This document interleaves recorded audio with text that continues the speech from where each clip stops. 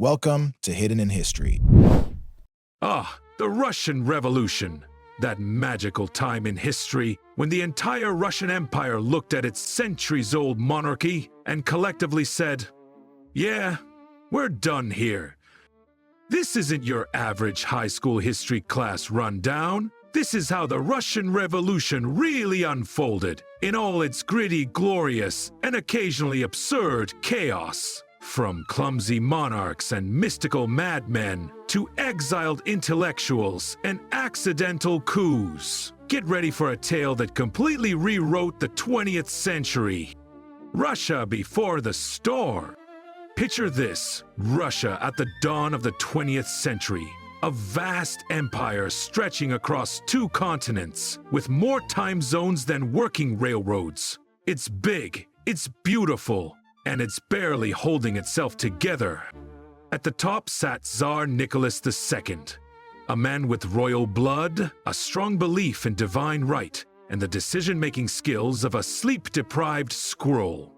He ruled over a deeply unequal society.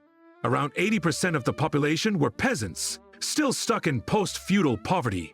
Industrial workers toiled in miserable conditions, earning wages that would make a Victorian factory blush. Meanwhile, aristocrats enjoyed estates, opera balls, and more caviar than common sense. Add to that ethnic tensions, widespread censorship, and a complete lack of political representation, and you've got a revolutionary powder keg just waiting for a spark. The first attempt in 1905. The first real tremor came in the year 1905, after Russia's embarrassing defeat in the Russo-Japanese War. The Russian military had marched in with confidence and limped home in disgrace.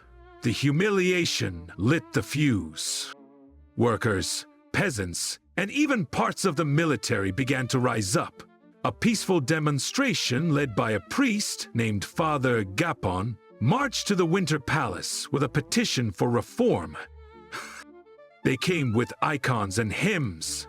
The Tsar's guards responded with rifles. This tragedy became known as Bloody Sunday. Hundreds were killed, and the image of the Tsar as a loving father of the people shattered overnight. Revolts spread. Soldiers mutinied. Strikes crippled cities. The Tsar responded by creating the Duma, a kind of national parliament. But it had almost no real power. Nicholas still dissolved it whenever he felt annoyed. The revolution simmered down, but it hadn't gone away. It was just waiting. World War I breaks Russia. In the year 1914, Europe went to war.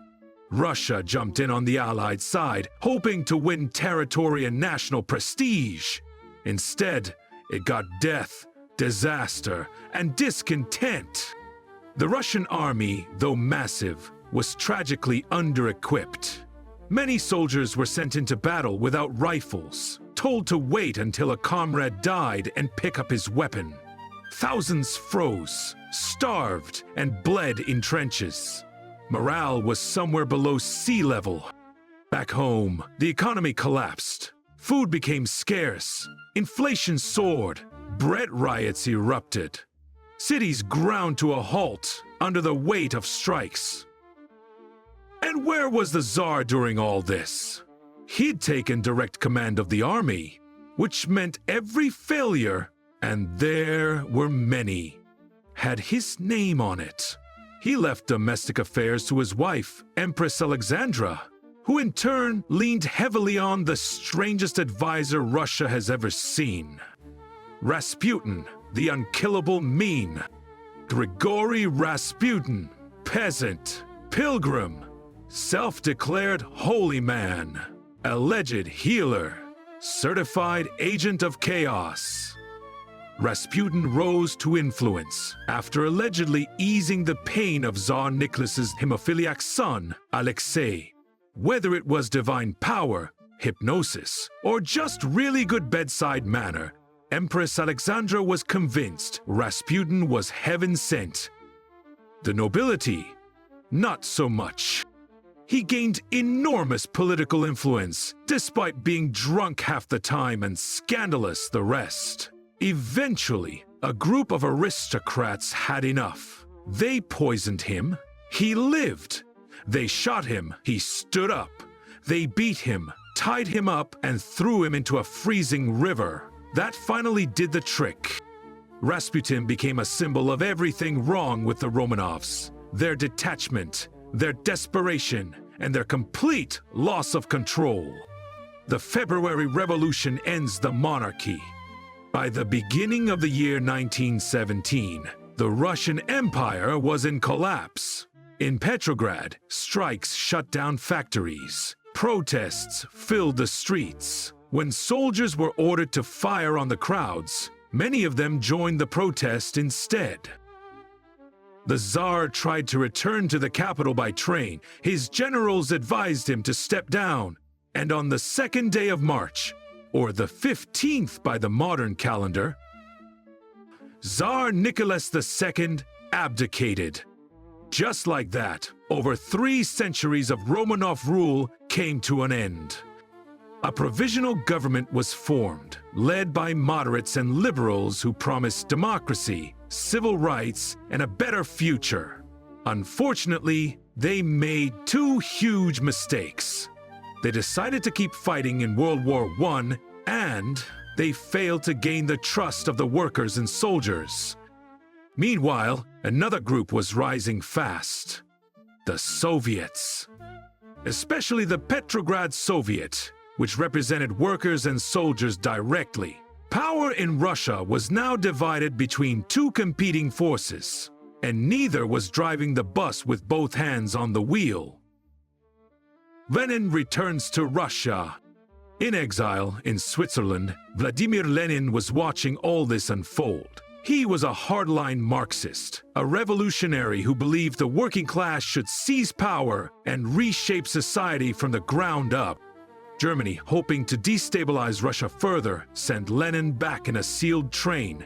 He arrived in April of 1917 with a fiery speech, a simple slogan: peace, land, and bread, and a plan. Lenin immediately denounced the provisional government. He called for all power to go to the Soviets. At first, people thought he was mad, but as the provisional government kept floundering, Lenin's popularity soared. The summer saw failed offensives, more unrest, and a brief crackdown on the Bolsheviks. But by autumn, the tide had turned. The Bolsheviks gained majority support in key Soviets. Lenin, sensing the moment, pushed for action. The October Revolution. On the evening of October the 25th, or November the 7th, if you're using the modern calendar, the Bolsheviks moved.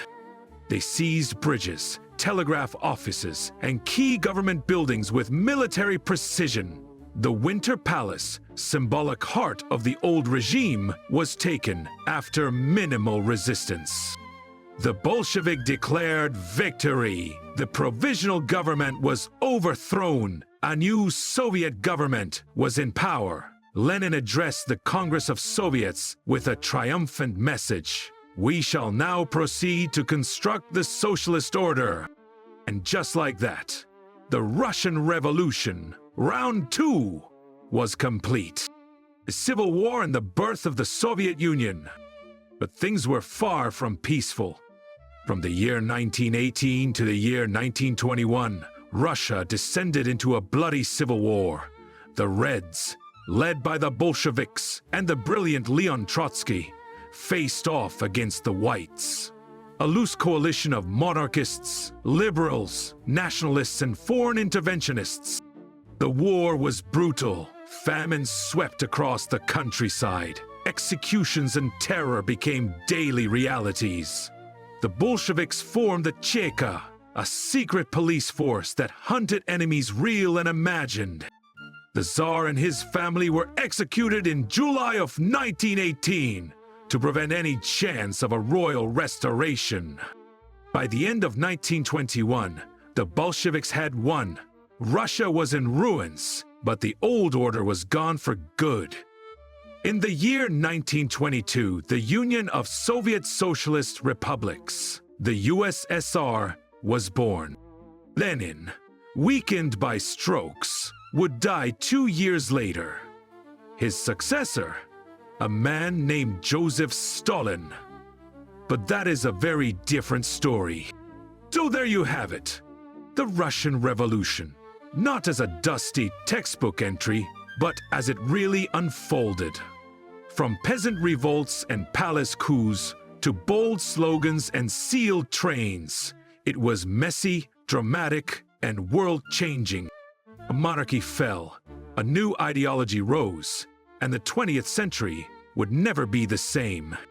If you enjoyed this deep dive into history, don't forget to like, subscribe, and drop a comment below. Which revolution should we cover next?